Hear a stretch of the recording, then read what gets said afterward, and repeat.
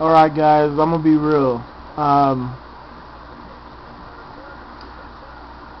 and I'm just gonna jump right into it. A lot of educated black men end up dating outside the race because they're just attracted to different races. But in my opinion, and the fellas might get mad at me because it's something that we don't like to admit, but black men know, successful black men know that the biggest way to spite a black woman and to hurt a black woman is to marry outside the race and have a happy family. That's the worst thing, trust me. You guys don't care if you see a bum ass nigga dating outside the race. That doesn't bother you. But when you see that successful brother with a white woman on his side, and especially if they have kids and they have a happy family, I mean, I can see why anybody would get mad, just because you feel like, man, that should be you. You belong there. So I'm gonna focus on the black dudes, the successful black dudes who date outside the race to spite black women. And it starts really in college. It really does. Because you have to understand, successful black men are doers and not talkers. So typically, these were the dudes in college that were low key, that were just doing what they had to do. They weren't out and about. I mean, they got around, but typically they weren't crisp. Their hair was nose cut because they didn't have the money. They were on their grind, doing what they had to do. And honestly, and these dudes did attempt to get at different girls, but most of the time they didn't really have much luck, just because they didn't have the flash, and they weren't one of those right now type guys where they can spend a whole bunch of time and money on women, because that's what happens. It's rough for everybody. And one thing I noticed about a lot of college women, they don't mind finding a guy that spoils them. That's why a lot of college women, black women, date dudes typically not in college. Because honestly, if you're not in college, you're probably working. So they date these dudes, making $8 an hour, who work 40 hours a week, so they got some chump change. So they can go out every now and then. So they prefer those guys. They really do. And you have other black chicks who still go after the guys who have nothing to offer.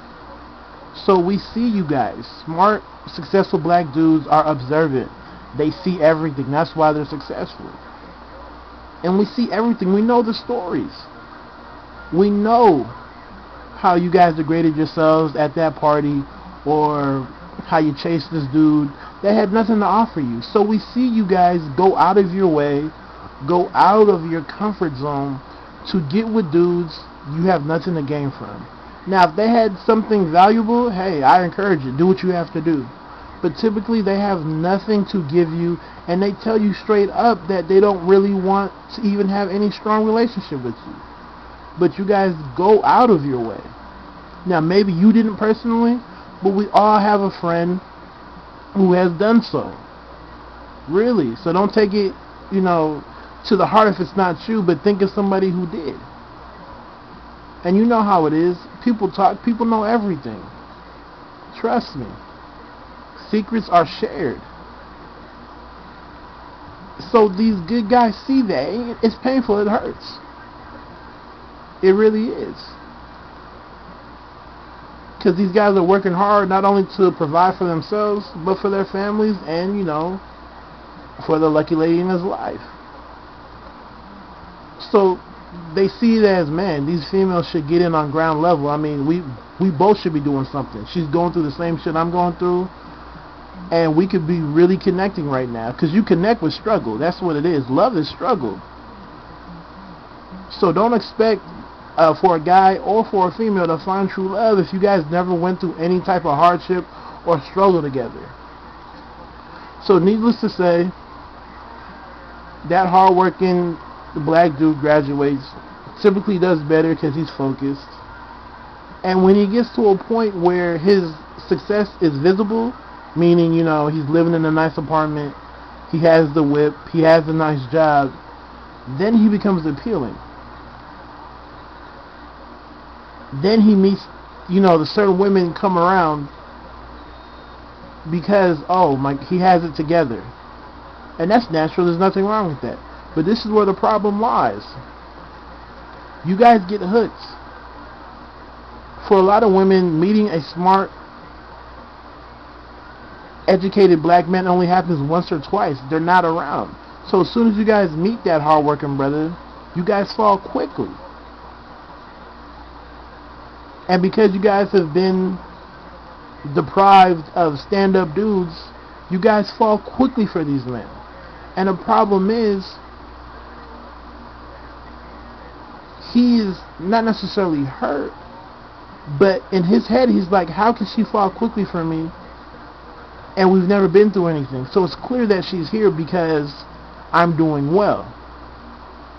And there's no love in that. There isn't any love in that.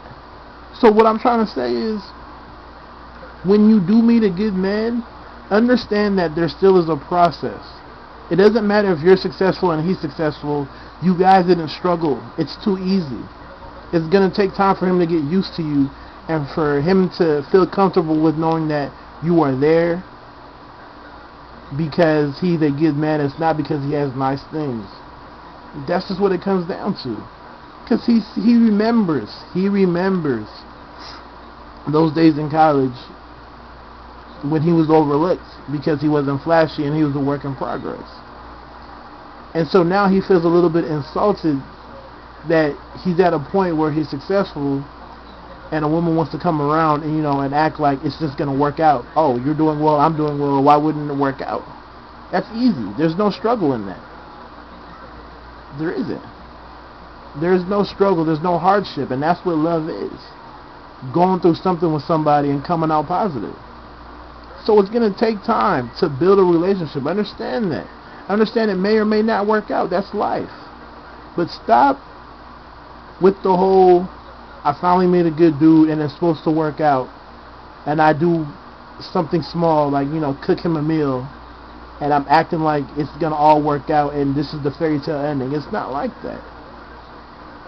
He's very fragile. And, a lot of guys won't admit it, but that's just the truth.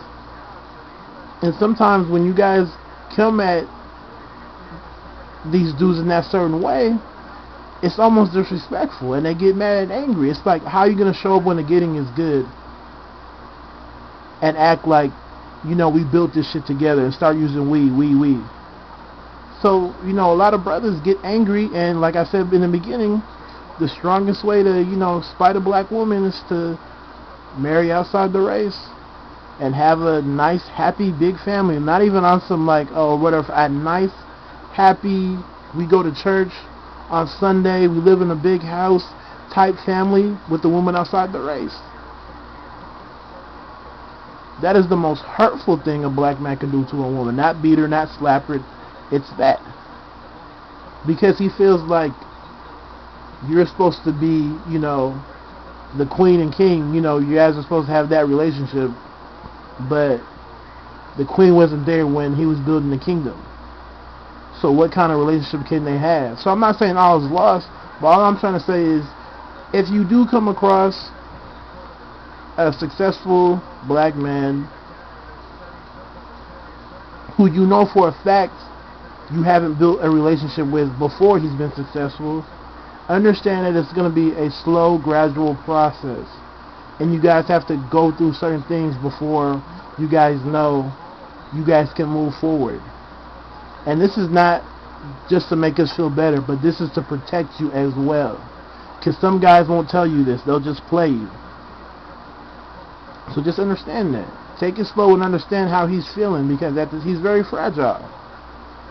Men love to share their wealth. That's what people don't understand. But they love to share their wealth with people who know how hard it was for them when they didn't have anything.